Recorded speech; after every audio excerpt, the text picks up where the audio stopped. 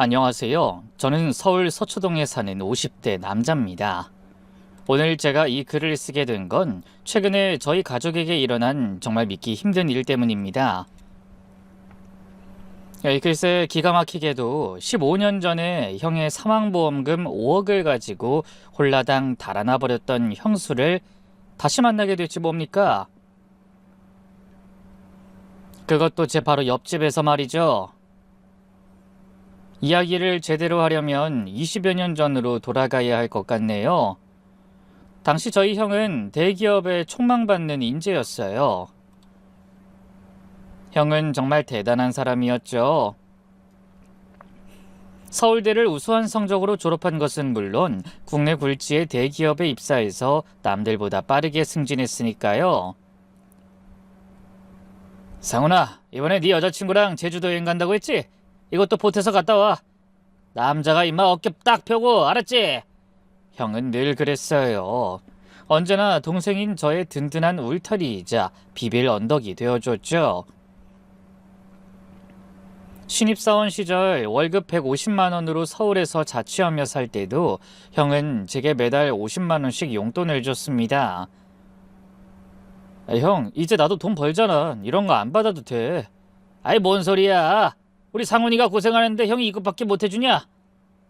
나중에 형 늙으면 상훈이가 용돈 주면 되지. 그때 가서 갚아. 이자는 안 받을게. 형은 그렇게 말하며 늘 웃었습니다. 제 결혼자금 5천만 원도 형이 거의 다 대줬어요. 저는 항상 저렇게 멋지고 좋은 사람인 우리 형은 과연 어떤 여자와 결혼할까 하고 궁금했었답니다. 그리고 마침내 형이 결혼할 여자라며 형수를 소개해줬는데 긴 생머리에 단아한 외모, 품위 있는 말투까지 형과 정말 잘 어울리는 미인이더군요. 형수는 형이 자주 다니던 은행의 창구 은행원이었는데 거기서 둘의 눈이 맞았다고 하더군요. 그해 가을 형은 형수랑 결혼을 했고 이듬해에는 제 첫 조카 민준이가 태어났습니다. 그 후로 저희 가족은 한 달에 한 번씩 가족 모임을 하며 즐거운 시간을 보냈어요. 자상한 부모님과 든든한 형, 사랑스러운 조카까지 저는 정말 더할 나위 없이 행복했죠. 하지만 그 행복은 오래가지 못했습니다. 어느 순간부터 형수가 이런저런 핑계를 대며 가족 모임에 빠지기 시작한 거예요. 어머님 죄송해요. 이번 주는 민준이가 감기 기운이 있어서 다음 주에 뵐게요. 근데 제 아내가 그날 우연히 강남 호텔 라운지에서 형수를 봤다고 하더군요. 뭐? 정말? 잘못 본 거 아니야? 아니야, 이거 봐. 카톡 프사에도 올려놨잖아. 저는 즉시 형수의 카톡을 확인해봤어요. 아내의 말이 사실이더군요. 형수의 카톡 프사에는 루이비통 백을 옆에 두고 찍은 사진이 떡하니 올라와 있더군요. 이 사실에 어머니는 서운해하셨지만 크게 내색은 않으셨어요. 상민아, 요즘 큰애가 우리 집에 잘 안 오는구나. 혹시 내가 뭐 잘못했니? 엄니, 그런 거 아니에요. 와이프가 요즘 좀... 아니, 제가 잘 얘기해 볼게요. 형은 늘 중간에서 애를 썼습니다. 하지만 형도 점점 지쳐가는 게 보였어요. 그러던 어느 날 형이 밤 11시에 갑자기 전화를 했어요. 상훈아, 지금 나올 수 있어? 형이랑 술 한잔하자. 형이 먼저 술자리를 제안한 건 처음이었어요. 뭔가 심상치 않다는 생각에 바로 나갔죠. 포장마차에서 만난 형의 얼굴은 전에 없이 수척해 보였습니다. 형은 소주를 따르며 한숨까지 푹푹 쉬었어요. 상훈아, 형이 요즘 너무 힘들다. 마누라 때문에 진짜 미치겠어. 형, 왜 그래? 무슨 일인데? 아무리 생각해도 네 형수 요즘 너무 이상해. 명품백이며 해외여행이며 돈 달라는 소리만 해. 내가 아무리 대기업에 다닌다지만 그래도 월급엔 한계가 있잖아. 한 달에 생활비로 500만 원씩 주는데도 맨날 부족하대. 형은 소주잔을 단숨에 비웠어요. 그리고는 충격적인 이야기를 꺼내더군요. 네 형수 아무래도 바람 피는 것 같다. 뭐? 형, 그게 무슨 소리야, 형수가? 제가 깜짝 놀라자 형은 씁쓸하게 웃었습니다. 네 형수 지난주에 분명히 야근한다고 했거든. 근데 우리 회사 동료가 마침 은행 앞을 지나가다가 봤대. 네 형수가 어떤 남자랑 차 타고 가는 걸. 형 아니겠지. 설마 형수가 그럴 리가 있어? 그리고 그 남자 그냥 동료일 수도 있잖아. 아니야. 내가 은행에 확인해봤어. 그날 네 형수 정시에 퇴근했다더라. 게다가 형은 휴대폰을 꺼내 사진을 보여줬어요. 형수가 모르는 남자와 팔짱을 끼고 모텔에 들어가는 뒷모습이었죠. 사진 속 그 여자는 형수인 게 분명했어요. 형이 생일 선물로 사준 명품백을 메고 있었으니까요. 형수의 옆에 있는 남자는 형보다 훨씬 나이가 들어 보였지만 굉장히 비싼 브랜드의 양복을 입고 있었죠. 이건 내 회사 후배가 우연히 보고 찍어서 보내준 거야. 이제는 어떡하냐? 정말 이렇게 살아야 하나 싶다. 형은 테이블에 머리를 박고 흐느꼈어요. 그런 형을 본 건 정말 태어나서 처음이었죠. 그래도 형은 마지막에 제게 애써 웃어 보이며 이렇게 말했어요. 상훈아, 걱정시켜서 미안하다. 형이 잘 해결해 볼 테니까 신경 쓰지 마. 뭐 어떻게든 되겠지. 형은 비틀거리며 일어섰어요. 그런 형을 보면서도 저는 형이 잘 이겨낼 수 있을 거라고 믿었습니다. 우리 형은 세상 누구보다 현명하고 강한 사람이었으니까요. 그런데 불과 일주일 뒤 형은 세상을 떠나고 말았습니다. 그날은 유난히 추운 12월 겨울날이었어요. 아침 7시 형한테서 전화가 왔습니다. 상훈아, 형 오늘 부산 출장 가. 새벽부터 준비했더니 피곤하네. 형, 그 먼 길을 왜 운전해서 가? 비행기 타지. 그냥 가져가야 할 서류도 많고 드라이브 하면서 생각도 좀 정리하고 싶어서. 형의 목소린 평소와 달리 어딘가 지쳐 있었어요. 형, 어제 일기예보 봤는데 오늘 밤에 폭우 온대. 진짜 조심해서 가. 알았어. 그리고 상훈아, 형이 너한테 꼭 하고 싶은 말이 있는데 돌아와서 하자. 정말 중요한 얘기야. 무슨 얘긴데? 지금 말해. 아니야, 전화는 좀 그래. 돌아와서 술 한잔 하면서 얘기하자. 그리고 상훈아, 형이 항상 미안하고 고마워. 좋은 동생 둬서 형은 정말 행복했어. 형 갑자기 왜 이래? 무슨 유언 같잖아. 아니야, 그냥 하는 소리야. 조심해서 다녀올게. 그게 형과 나는 마지막 통화였습니다. 그리고 그날 밤 11시 23분 집에서 TV를 보고 있는데 갑자기 전화가 울렸어요. 여보세요?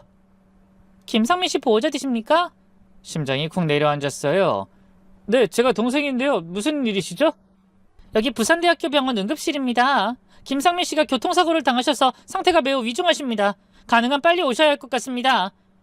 저는 아내를 깨우고 부랴부랴 택시를 불렀어요. 형수에게도 바로 전화했지만 꺼져 있더군요. 아무리 걸어도 받지 않았어요. 결국 저희 부부 먼저 부산으로 출발했는데 부산까지 가는 5시간이 꼭 5년처럼 느껴지더군요. 그렇게 달리고도 달려 마침내 병원에 도착하자 하얀 가운을 입은 의사가 절 기다리고 있었습니다. 그의 표정을 보는 순간 모든 걸 알 수 있었어요. 정말 죄송합니다. 최선을 다했지만 병원에 도착했을 때 이미 사망하신 상태였습니다. 그 이야기를 듣는데 순간 다리에 힘이 풀리더군요. 저는 그 자리에 주저앉은 채 대체 뭐가 어떻게 된 것인지 물었어요. 폭우로 시야가 좁아진 상황에서 중앙 분리대를 들이받으셨어요. 즉사였습니다. 저는 이 모든 게 믿기지가 않아서 정신없이 영안실로 달려갔어요. 그런데 차가운 철문이 열리고 차가운 형의 손을 잡는 순간 저는 그제서야 형이 정말 떠났다는 걸 알 수 있었죠. 이어서 저희 부모님이 병원에 도착하셨고 어머니는 형의 시신을 붙잡고 오열하셨어요. 아이고 내 아들, 이게 무슨 일이니? 네가 어떻게 엄마보다 먼저 가니? 제발 눈 좀 떠봐. 엄마 봐야지. 엄마가 왔잖니? 제발 이러지 마라 상민아. 엄마 어떻게 살라고 이러니?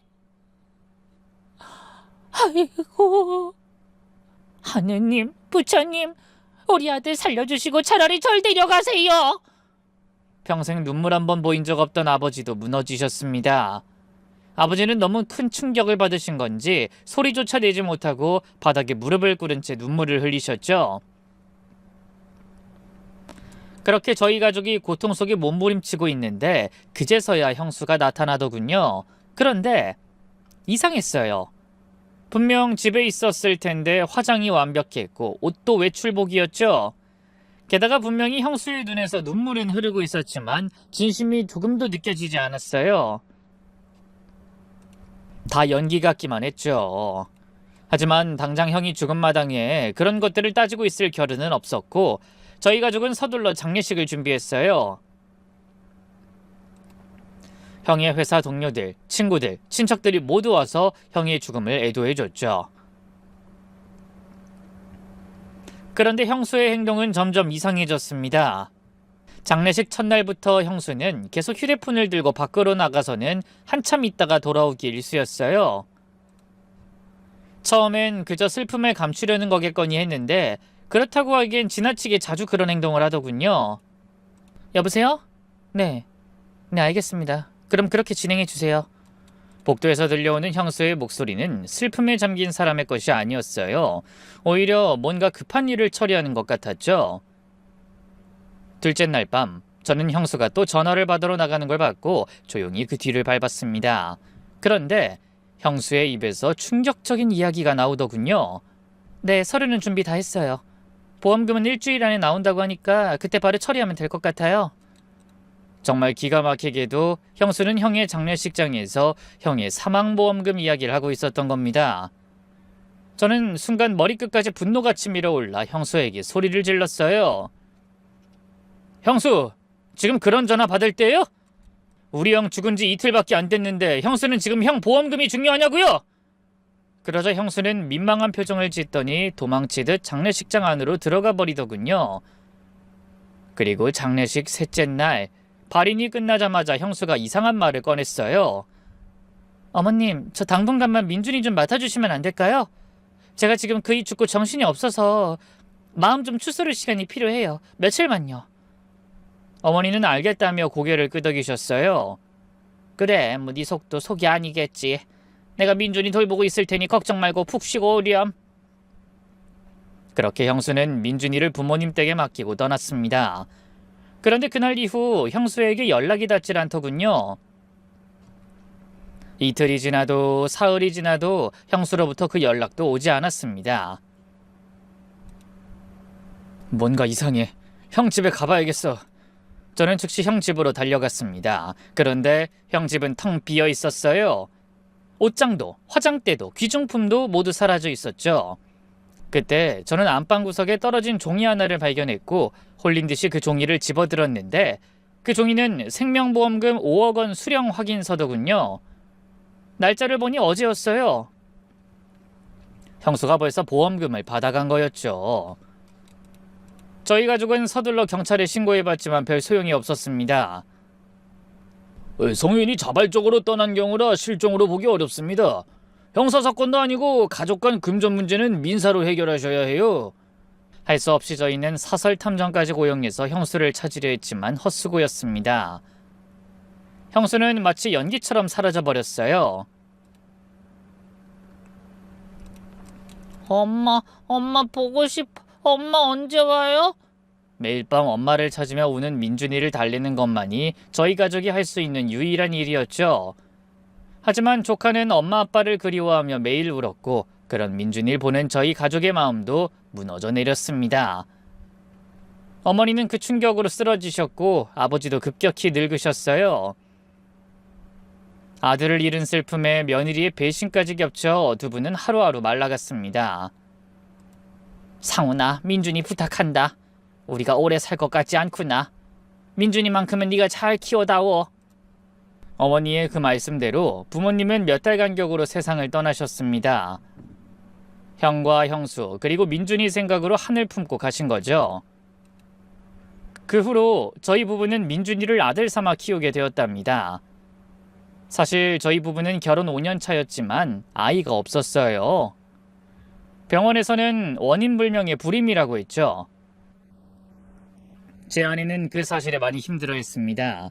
그랬던 우리에게 민준이가 왔을 때 아내는 이렇게 말했어요. 여보, 어쩜 이건 우리 운명인 것 같아. 하늘이 우리한테 민준이를 보내준 거지. 제 아내는 마치 오래전부터 엄마였던 것처럼 자연스럽게 민준이를 돌봤습니다.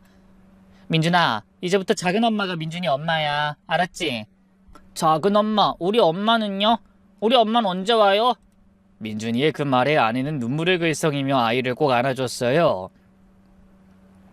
민준아, 엄만 좀 멀리 갔어. 하지만 작은 아빠랑 작은 엄마가 있잖아. 우리가 민준이 많이 사랑해줄게. 민준이가 우리 아들이야.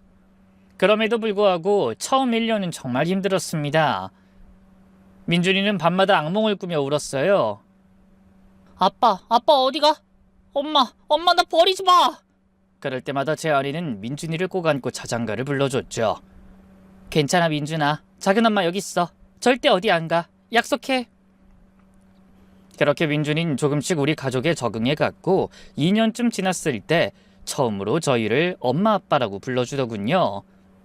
그 순간 어찌나 기쁘던지 아내와 저는 서로를 보며 눈물을 흘렸답니다.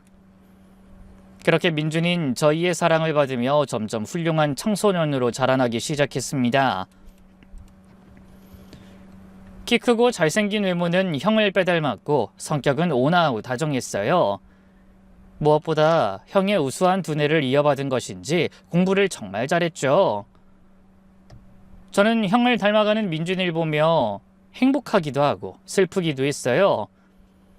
만약 형이 살아있었다면 민준이를 얼마나 자랑스러워했을까 그런 생각이 들었죠. 그러던 어느 날 민준이가 의대에 가고 싶다는 이야기를 꺼내더군요. 의사가 돼서 사람의 생명을 살리는 일을 하고 싶다면서 말이죠. 아마 민준이는 이른 나이에 세상을 떠난 아빠를 보며 그런 꿈을 꾸게 된 것 같았어요. 제 아내는 그 이야기를 듣더니 아무래도 안 되겠다 라면서 제게 조심스럽게 어떤 이야기를 꺼내기 시작했어요. 여보, 나 부동산 중개사 자격증 따볼까 해. 우리 민준이 의대 가려면 지금부터 좋은 학원도 보내고 과외도 붙여주고 해야 되는데 그러려면 나도 일을 해야 할 것 같아. 나 우리 아들 좋은 환경에서 공부시켜주고 싶어. 그날 이후 밤낮으로 열심히 공부하던 제 아내는 1년 만에 공인중개사 자격증을 땄습니다. 그리고 동네 작은 부동산에서 일을 시작했죠. 그런데 제 아내는 정말 타고난 장사꾼이었어요. 특유의 친화력과 성실함으로 고객들의 신뢰를 얻었고 계약을 연이어 성사시켰죠. 우리 민준이 외국 가고 싶다고 했지? 엄마가 열심히 일해서 꼭 보내줄게. 엄마 저 때문에 너무 무리하지 마세요. 무슨 소리야. 엄마 민준이 덕분에 힘이 나는걸? 우리 아들이 있어서 엄마가 더 열심히 살 수 있어. 그렇게 2년이 흘렀습니다. 아내는 이제 강남에서 알아주는 부동산 중개인이 됐고 자기 사무실까지 차렸어요. 월 수입이 제 월급의 몇 배는 됐죠. 여보, 우리 이번에 서초동 아파트로 이사 가자. 거기 가면 우리 민준이 학원 통학하기도 편할 거야. 아내 덕분에 민준이는 최고의 환경에서 공부할 수 있었고 결국 명문대 의대에 합격할 수 있었습니다. 엄마 아빠 저 붙었어요. 의대 붙었어요. 합격 사실을 확인하는 순간 민준이는 저희를 와락 안았어요. 엄마 아빠 덕분이에요. 절 이렇게 키워주셔서 정말 감사해요. 아내는 민준이를 안고 하염없이 울었습니다.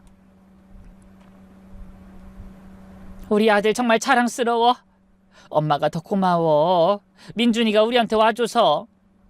합격 통지를 받고 저희 부부가 제일 먼저 한 일은 민준이를 데리고 형의 묘소에 가는 거였어요. 아버지, 저 의대 합격했어요. 하늘에서 보고 계시죠? 아버지가 계셨다면 정말 기뻐하셨을 텐데 제가 아버지 목까지 열심히 살게요. 보고 싶어요, 아버지. 민준이는 끝내 눈물을 흘렸고 그런 민준이를 보며 저도 형 생각에 눈시울이 붉어졌습니다.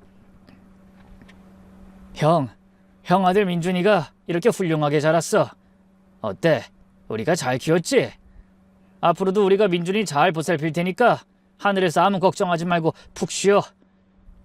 그렇게 저희 가족은 더없이 행복한 나날을 보내고 있었습니다. 민준이는 의대생이 되어 열심히 공부했고 아내는 부동산 사업을 승승장구했죠. 저 역시 회사에서 부장으로 승진해 안정적인 생활을 하고 있었습니다. 그런데 그해 겨울, 저희 가족에게 상상도 못할 일이 일어났습니다. 어느 날 저희 옆집에 새로운 가족이 이사를 오더군요. 아유, 저게 다 이삿짐이야? 아내가 창문 너머로 내다보며 혀를 내둘렀어요. 커다란 이삿짐 센터 트럭이 무려 3대나 와 있었거든요. 그리고 그 안에는 이탈리아제 가죽 소파, 수억 원은 좋게 넘어 보이는 그림들, 각종 골동품이 가득 들어있었죠. 여보, 옆집에 엄청난 부자가 이사 왔나 봐. 저 가구들 봐. 저 가구들 봐. 하나하나가 다 명품이야. 그러게, 저 정도면 상당한 재력가일 것 같은데. 그렇게 옆집 부부에 대한 궁금증이 생기던 중 저는 엘리베이터에서 우연히 옆집 부부를 마주치게 되었답니다. 안녕하세요. 저 얼마 전에 1002호로 이사온 이준혁입니다. 앞으로 잘 부탁드려요. 먼저 인사를 건넨 남자는 50대 초반으로 보였어요. 훤칠한 키에 단정한 외모, 고급 양복이 잘 어울리는 사람이었죠. 그런데 그 옆에 서 있던 여자를 보는 순간 어라? 묘한 기시감이 들었습니다. 옆집 여자는 40대로 보였는데 화장을 진하게 해서인지 정확한 나이를 가늠하기 어려웠어요. 하지만 분명한 건 어디선가 본 듯한 느낌이 든다는 거였죠. 그런데 그 여자 역시 저와 눈이 마주치자 화들짝 놀라는 표정을 지었어요. 순간적으로 제 눈을 피하며 남편 뒤로 한 발짝 물러서더군요. 이쪽은 제 와이프입니다. 여보, 인사해. 옆집 남자가 다정한 목소리로 아내를 소개했지만 여자는 여전히 굳은 표정으로 간신히 입을 열었어요. 안녕하세요. 저도 그런 옆집 여자를 보며 뭔가 설명할 수 없는 쎄한 느낌에 일부러 더 밝은 척 인사를 건넸어요. 네, 반갑습니다. 저는 1001호에 사는 김상훈이라고 합니다. 근데 사모님이 아주 젊고 아름다우시네요. 이거 참 부럽습니다. 그 말에 옆집 남자는 갑자기 얼굴이 환해지더니 수다를 떨기 시작했어요. 하하, 그렇죠. 제가 복이 많아요. 사실 저는 미국에서 20년 넘게 의사 생활했거든요. 그러다가 5년 전에 학회차 싱가포르에 갔다가 이 사람 만났어요. 운명이었죠. 첫눈에 반해서 바로 프로포즈 했답니다. 옆집 남자는 신이 나서 계속 떠들었지만 옆집 여자는 계속 불안한 표정이었어요. 심지어 땀까지 흘리는 게 보였죠. 그래서 결혼하고 싱가포르에서 살다가 이번에 한국에 들어왔어요. 지금은 서울대병원이랑 삼성병원에서 스카우트 제의가 와서 고민 중이에요. 물론 연봉은 미국만 못하지만 그래도 저희 부부 다 한국이 그리웠거든요. 그러시군요. 대단하시네요. 저는 계속 옆집 여자의 안색을 살피며 어영부영 대답을 했죠. 그때 옆집 남자가 갑자기 손뼉을 치더니 이렇게 말했어요. 그러고 보니 이사 온 기념으로 이웃분들 초대하려고 했는데 김 선생님도 시간 되시면 저희 집에 저녁 드시러 오시죠. 내일 저녁 어떠세요? 그 순간 옆집 여자가 급히 남편의 팔을 잡았어요. 여보, 갑자기 그런 초대를 하면 어떡해요? 이웃분들이 불편하실 수도 있잖아. 그녀의 목소리엔 다급함이 묻어났죠. 하지만 옆집 남자는 아내의 말을 웃으며 넘겼어요. 에이, 뭐가 불편해? 이웃끼리 밥 한 끼 하는 건데. 그렇죠, 김 선생님. 저는 여자의 불안한 눈빛을 보며 오히려 더 궁금해졌습니다. 왜 저렇게 필사적으로 말리는 걸까? 혹시 뭔가 숨기는 게 있는 건 아닐까? 네, 좋습니다. 초대 감사히 받겠습니다. 제가 승낙하자 여자의 얼굴이 하얗게 질렸어요. 그런 줄도 모르고 옆집 남자는 싱글벙글 웃으며 약속을 확정지어버렸죠.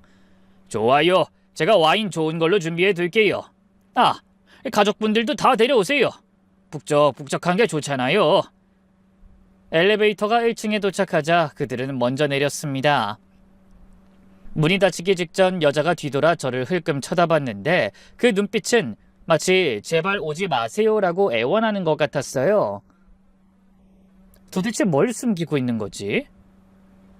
집으로 돌아온 저는 계속 그 여자의 얼굴이 머릿속에서 떠나질 않았습니다. 분명 어디선가 본 것 같았거든요. 그리고 다음 날 저녁, 저는 그 집을 방문했고 그곳에서 끔찍한 진실을 마주하게 되었답니다. 저녁 7시, 저는 아내와 함께 옆집 문을 두드렸어요. 어서 오세요. 기다리고 있었어요. 옆집 남자가 환한 얼굴로 문을 열어줬습니다. 그런데 그 뒤에 서 있던 옆집 여자의 표정은 여전히 굳어 있었죠. 안녕하세요. 어서 들어오세요. 그녀의 목소린 간신히 짜낸 것 같았어요. 그런데 아내가 갑자기 제 팔을 꽉 잡더니 귓속말을 했어요. 여보, 저 사람 혹시 형님 아니야? 순간 제 머릿속에서 퍼즐 조각이 맞춰지는 느낌이었습니다. 맞아. 그래서 이렇게 낯이 익었구나. 제가 계속 느꼈던 그 기시감의 정체가 바로 그거였어요. 옆집 여자가 20년 전 사라진 형수와 너무나 비슷했던 겁니다. 하지만 말이 안 됐죠. 형수는 지금 50대일 텐데 저 여잔 기껏해야 40대처럼 보였으니까요. 집 안으로 들어가며 저는 아내에게 작게 속삭였습니다. 일단 더 지켜보자. 옆집의 화려한 거실에 앉아 와인을 마시며 대화를 나누는 동안 저와 아내는 계속 그 여자를 관찰했습니다. 웃을 때 왼쪽 입꼬리가 살짝 더 올라가는 각도, 와인잔을 잡을 때 새끼손가락을 세우는 자세까지 하나하나가 다 형수와 너무나 흡사했어요. 결국 제 아내가 옆집 여자를 향해 조심스럽게 질문을 던졌습니다. 저기 실례지만 나이가 어떻게 되세요? 그러자 옆집 여자는 잠시 머뭇거리더니 45이라고 대답했어요. 그러자 옆집 남자는 자랑스럽다는 듯 이렇게 말하더군요.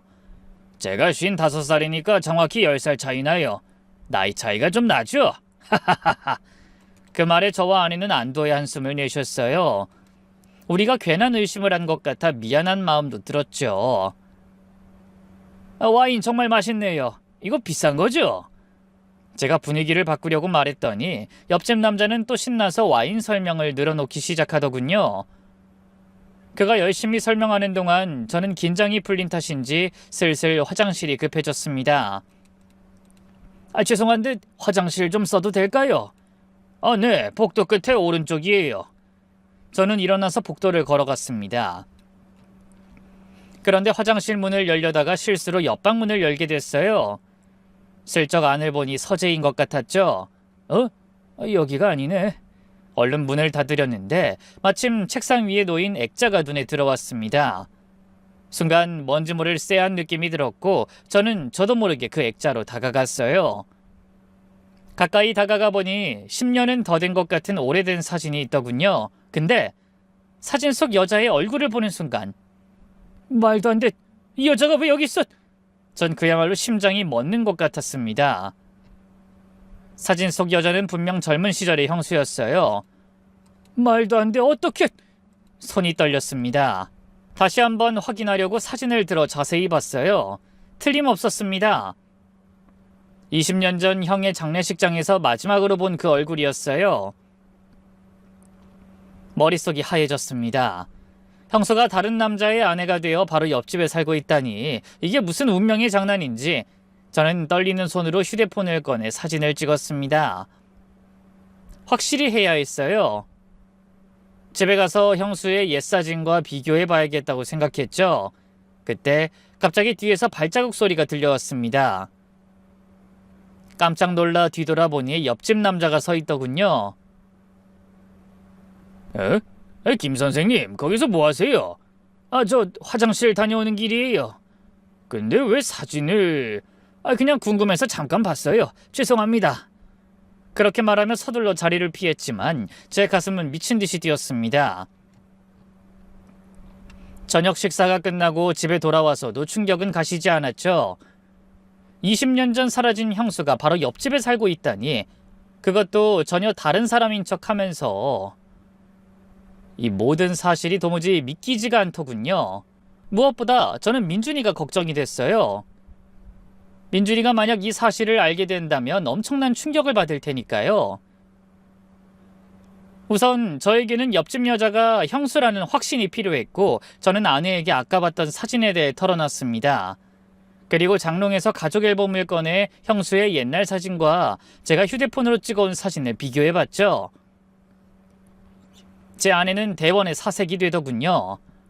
뭐야, 정말 둘이 얼굴이 똑같네? 근데 지금 얼굴은 많이 다르잖아. 그건 아마 성형을 한 거 아닐까? 근데 여보, 나이가 안 맞잖아. 만약 저 여자가 형님이라면 지금 50대여야 하는데 저 여자는 45살이라고 했어. 저희끼리 고민해봐야 답은 없었고 결국 저희 부부는 흥신소에 의뢰를 하기로 했습니다. 그리고 2주가 지난 어느 날 흥신소 직원에게서 연락이 왔어요. 김상우 씨, 저희가 방금 엄청난 사실을 알아냈습니다. 지금 바로 만나실 수 있으신가요? 그렇게 카페에서 만난 흥신소 직원은 저에게 두꺼운 서류초를 건네줬습니다. 이건 싱가포르에서 입수한 자료입니다. 20년에 한국 여권으로 입국한 오정현 씨의 기록이에요. 확실했습니다. 서류 안에 들어있는 모든 정보는 형수와 일치했죠. 그리고 이건 싱가포르 마운트 엘리자베스 병원 성형외과 기록입니다. 서류를 보니 형수는 무려 7차례에 걸친 대대적인 성형 수술을 했더군요.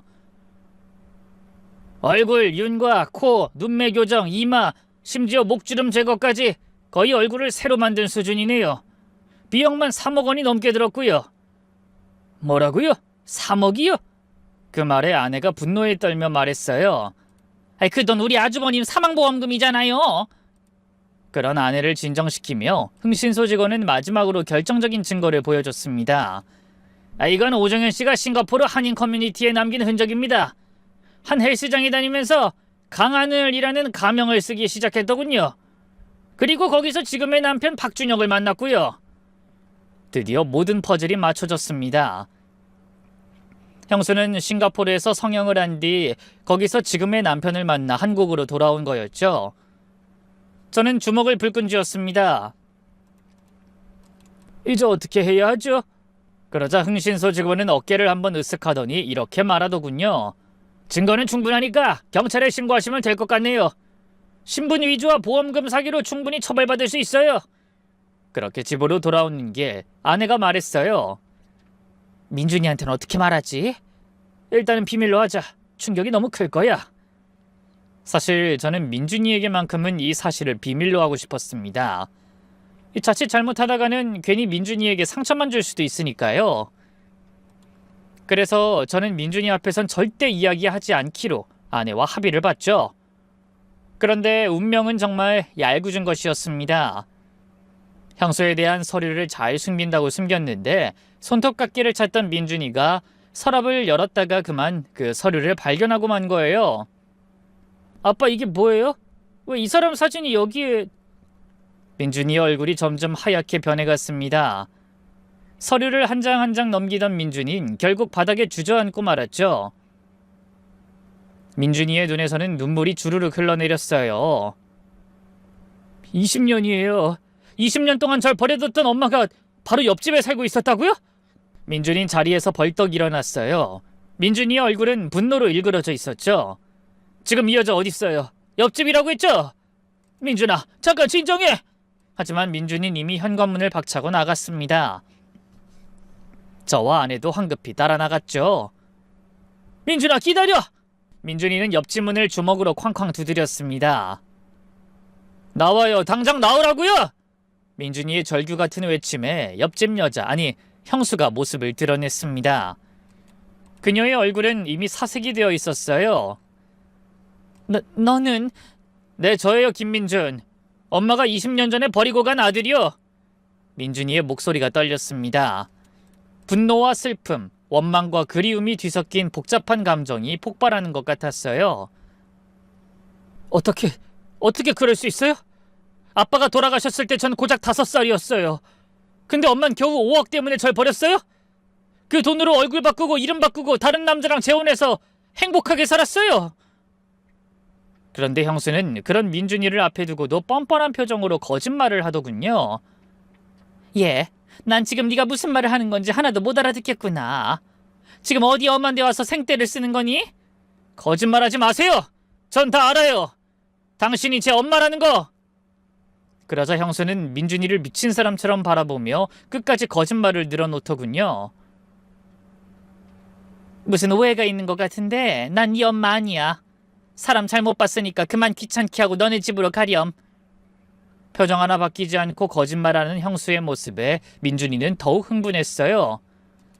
어떻게 그럴 수 있어요? 20년이에요. 20년! 엄마가 절 버리고 떠난 지 20년이나 됐다고요. 근데 이렇게 만났는데도 모른 척이에요? 미안한데 난 네가 누군지 정말 모르겠고, 나 지금 마사지 받으러 나가야 하니까 그만 소리 지르고 제발 너네 집으로 좀 가줄래? 그렇게 말하며 형수는 문을 닫으려 했지만 민준이는 그 문을 잡으며 필사적으로 외쳤어요.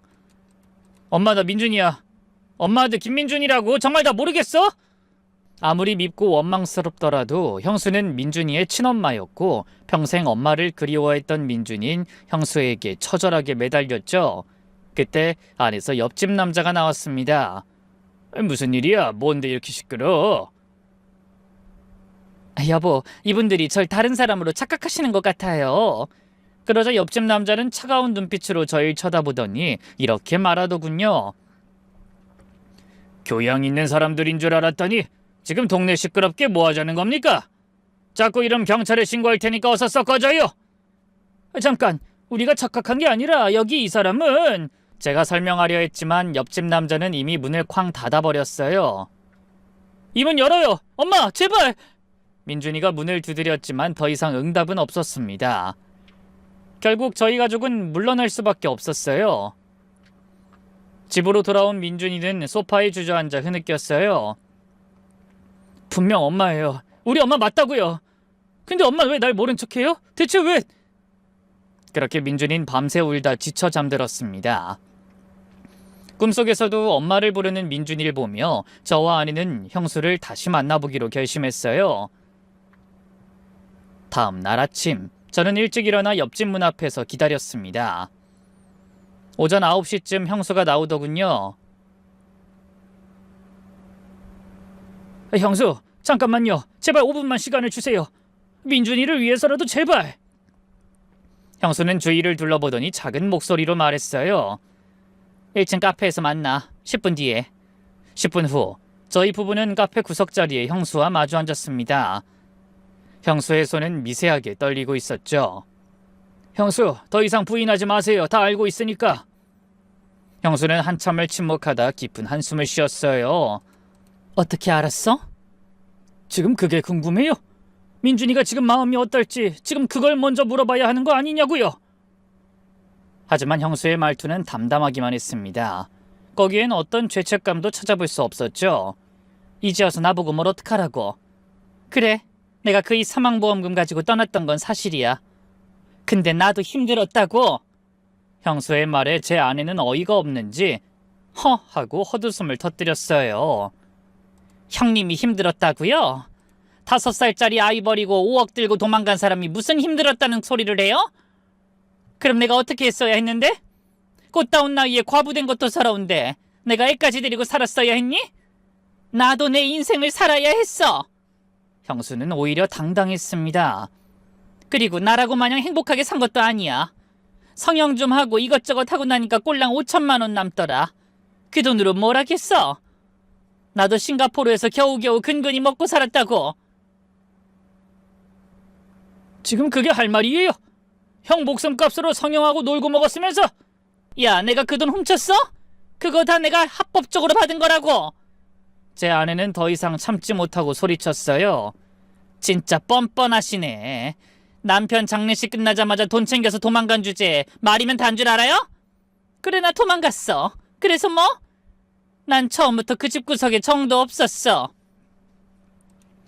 그 말에 저는 형수를 경멸하듯 바라보며 이렇게 말했습니다. 그래서 아들 버리고 도망가는 게 답이었었어? 우리 부모님은 아들 잃고 며느리까지 배신하는 바람에 얼마나 고통스러워하셨는지 알아요? 그 노인네들이야 어차피 곧 죽을 사람들이었잖아. 그 말에 저는 더 이상 참을 수가 없었어요. 형수 말 조심해요. 형수한텐 양심도 없어요. 어떻게 내 앞에서 그런 말을 할 수가 있어요? 그러자 형수는 코웃음을 치며 이렇게 말하더군요. 됐어. 이제 와서 이런 얘기해봤자 뭐해. 어차피 지금 20년이나 흘렀고 어차피 민준이 댁들이 잘 키웠잖아. 그걸로 퉁치고 이제 각자 인생 살자. 그렇게 형수는 카페를 나가버렸습니다. 그런 형수를 보며 정말이지 분노가 치밀더군요. 20년 동안 민준이가 흘린 눈물, 부모님의 한 맺힌 죽음, 그 모든 것을 과거일 뿐이라고 치부하는 형수를 그냥 둘 수 없었어요. 여보, 나 저 여자 절대로 용서할 수 없어. 제 아내 역시 저와 같은 생각이었죠. 맞아. 민준이를 위해서라도 형님을 저대로 둘 순 없겠어. 저희는 그동안 모은 모든 증거를 정리했습니다. 형수의 신분 위조, 보험금 횡령까지 저희 부부가 만든 파일은 100페이지가 넘었죠. 다음 날 아침, 저는 서초경찰서 지능범죄수사대를 찾았습니다. 20년 전 보험금을 횡령하고 도주한 여성을 찾았습니다. 현재 신분을 위조해서 생활하고 있고요. 담당 형사는 처음엔 시효 문제를 거론했지만 자료를 검토하더니 표정이 달라지더군요. 신분 위조는 현재 진행형이네요. 이 정도면 수사할 수 있을 것 같습니다. 경찰은 신속하게 움직였습니다. 이틀 후 저녁, 형수는 집에서 체포됐죠. 곧 수갑을 찬 형수가 경찰에 끌려 나왔죠. 형수는 절 보자마자 동네가 떠나가라 고래고래 소리를 지르더군요. 야, 이거 네 짓이지? 니들이 어떻게 나한테 이럴 수 있어? 그래도 내가 너희 형이랑 살부비고 산 세월이 얼만데? 너 네 형한테 미안하지도 않아? 저는 감히 제 형을 거론하는 형수를 향해 이렇게 일갈해줬습니다. 우리 형 죽자마자 사망보험금 들고 튄 주제 무슨 염치로 우리 형을 입에 올려? 바로 그때 퇴근하던 옆집 남자가 이 광경을 목격했습니다. 그는 황급히 뛰어와 물었어요. 여보, 이게 무슨 일이야? 왜 수갑을 차고 있어? 그러자 형수는 재빨리 눈물 연기를 하기 시작했어요. 형수는 온갖 불쌍한 척을 하며 옆집 남자에게 애원하듯 말했죠. 여보, 이건 다 오해야. 옆집 사람들이 날 이상한 사람으로 몰아가고 있어. 형수의 말을 들은 옆집 남자는 경찰을 향해 거칠게 항의했어요. 이봐, 당장 내 안에 떠줘. 무슨 권리로 멀쩡한 사람을 체포하는 거야? 그러자 담당 형사가 차분히 설명했습니다. 부인께서는 20년 전 보험금 5억을 횡령하고 도주한 혐의 받고 있습니다. 그 뒤로 싱가포르에서 신분을 세탁하고 여지껏 가짜 신분으로 살아오셨고요. 형사의 말을 들은 옆집 남자의 얼굴이 새하얗게 변하더군요. 여보, 이게 다 무슨 소리야? 여보, 믿지 마. 다 거짓말이야. 내가 설명할게. 형수는 다급하게 소리쳤지만 옆집 남자는 이미 형수에 대한 신뢰가 깨진 상태였죠. 이런 사기꾼! 여태까지 날 속였던 거야? 내가 미쳤지. 너 같은 여자한테 속아서. 아니야, 난 당신을 사랑해. 형수가 필사적으로 외쳤지만 옆집 남자는 형수의 말은 들은 척도 하지 않은 채 씩씩거리며 집으로 들어가 버리더군요. 그러자 형수는 이번엔 민준이를 향해 울부짖었어요. 민준아, 아들, 엄마가 미안해. 우리 아기 일단 엄마랑 말로 대화로 해결하자, 응? 그러자 민준이는 차가운 목소리로 이렇게 말할 뿐이었습니다. 당신은 내 엄마 아니에요. 저한테는 엄마가 따로 있어요. 날 키워준 진짜 엄마가요. 그러자 형수의 얼굴이 대번에 일그러졌어요. 민준아, 너마저 이러기야? 이 배은망덕한 놈, 내가 널 낳았어. 10개월 동안 배에 품고 있었다고. 그리고 5살 때 버렸죠. 5억이 저보다 소중했으니까. 형수는 그렇게 발악하며 결국 경찰차에 태워졌어요.